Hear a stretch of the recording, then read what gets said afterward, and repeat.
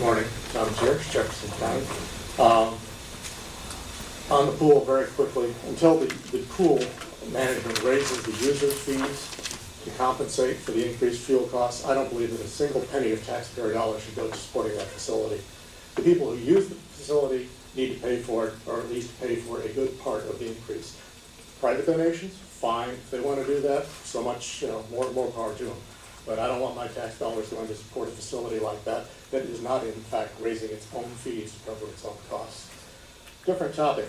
I've been going over the preliminary budget document that was presented to commissioners a couple of weeks ago.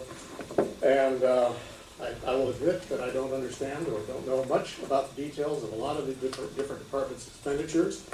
But one area that I do know a lot about is computers.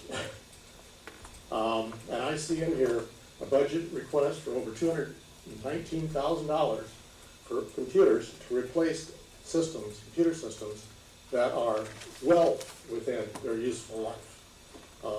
I see that, for example, Phil and David, your computers are scheduled for replacement under this.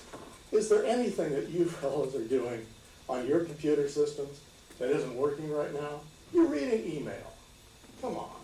You're telling me that a computer that's less than 4 years old doesn't work? I really would like to see that in person. Frankly, I don't think it's been managed correctly if that's the case. I talked to you about this last year. I saw systems being thrown out that were perfectly workable, perfectly usable for an awful lot of what's going on right now. There's just, I simply can't understand this replacement cycle that you're on. These computers have a much longer lifetime than what you're doing. A computer printer was surplus the last time around. I printed out the diagnostic printout from it, big old HP printer. It had 200,000 print cycles in its capacity before it required major refurbishment.